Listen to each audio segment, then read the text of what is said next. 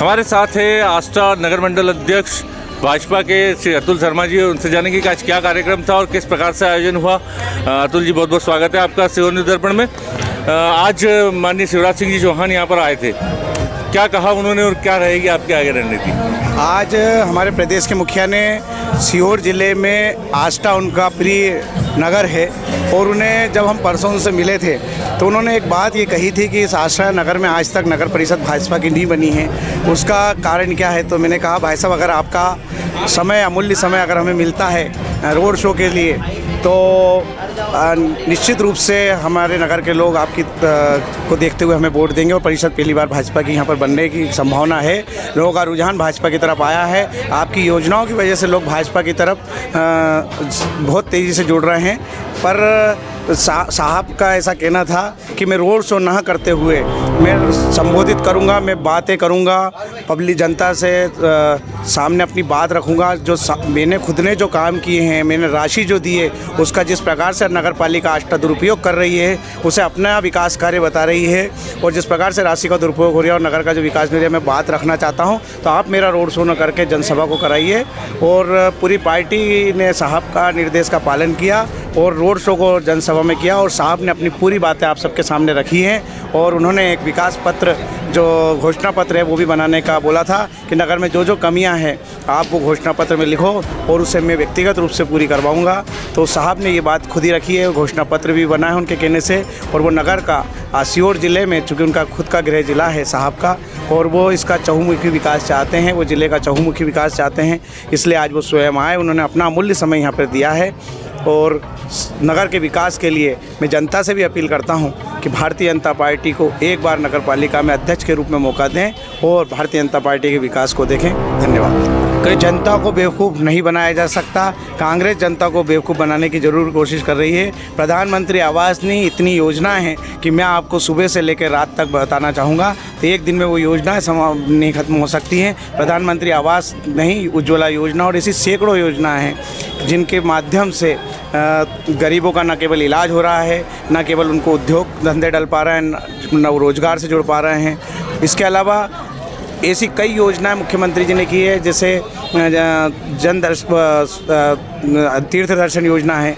तो मुख्यमंत्री जी ने इतनी सारी योजनाएं बनाई हैं जनता के लिए, लेकिन हमारा ये योजनाओं से जनता के लिए तो योजनाएं बनी, पर इस नगर का जो विकास नहीं हो पाया, उसके लिए हम ये चाहते हैं कि एक बार नगर परिषद भाजपा की बने ताकि नगर का विकास हो, चहुमुखी विकास हो। मैं आप पत्रकार भाई से ये पूछता हूँ कि क्या आप परिवार सहित आष्टा नगर में किसी एक रमणीय स्थान कोई ऐसा है, ऐसा कोई पार्क है जहाँ आप बैठ जाएं? क्या आप आष्टा की सड़कों को विकसित सड़कें कहेंगे?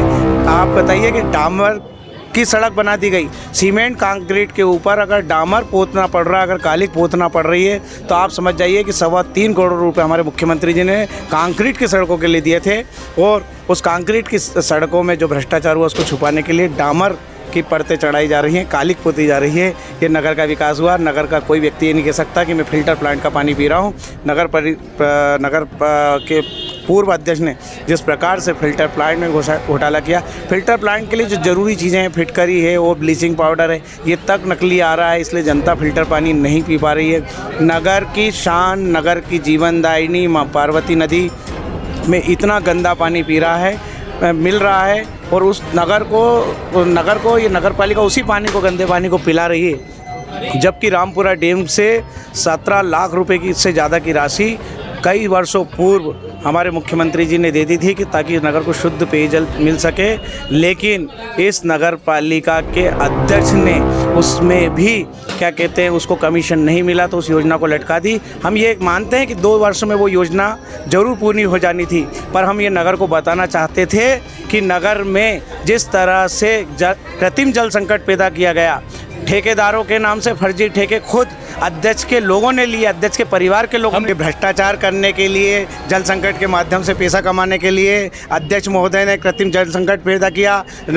जो डैम है उससे पानी छुड़वा दिया गया और पानी की जो शटरें थी, जैसे पार्वती पुल पे जो पानी रोक के नगर को पिलाया जाता, उन शटरों को खोल के उस पानी का दुरुपयोग अध्यक्ष ने अपने लोगों के लिए किया और नगर को जल संकट के लिए तरसाया और कृत्रिम रूप से भ्रष्टाचार करने के लिए, जल संकट पैदा करके भ्रष्टाचार करने के लिए कृत्रिम रूप से जल खरीदी, टैंकर खरीदी, पाइप खरीदी और ना जाने कितने प्रकार के घोटाले, करोड़ों रुपए के घोटाले जल संकट के हैं। 2 साल से केवल प्रशासन, मात्र प्रशासन इस नगर पालिका को चला रही है और जल संकट नहीं है। और आप स्वयं इस बात को दे रहे हैं कि 2 साल से नगर में जल संकट नहीं है, मतलब इस जल संकट को भी कृत्रिम रूप से पैदा किया गया था। आप नगर मंडल अध्यक्ष भी है और अब आपसे चूंकि चंद घंटे बचे हैं वोटिंग को, तो आप क्या कहेंगे 1 से 18 वार्ड में आपकी क्या रणनीति चल रही है और आप मतलब कितने वोट जीत पा रहे हैं? मैं तो बस जनता जनार्दन से ये कहना चाहता हूँ कि आप सब लोग जनता जनार्दन आस्था की जानती है कि कुछ वार्डों में मतदान ज़रूरत से ज़्यादा होता है, पर हमारे वार्ड के 16 नंबर वार्ड में, 15 नंबर वार्ड में या 17 नंबर वार्ड में या कुछ और वार्ड ऐसे हैं जिन वार्डों में मतदान प्रतिशत कम होता है।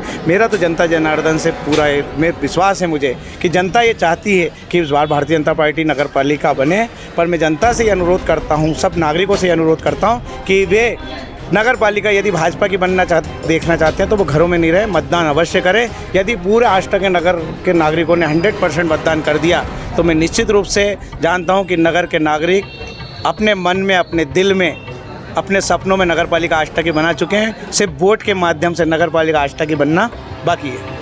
तो जैसा कि आपने नगर मंडल अध्यक्ष को सुना कि ज़्यादा से ज़्यादा मतदान करें, मतदान से कोई वंचित ना रहे, घरों से बाहर निकले और 13 तारीख को जरूर मतदान करें। सीओ न्यूज़ दर्पण के लिए अमित मंकोड़ी, आस्था।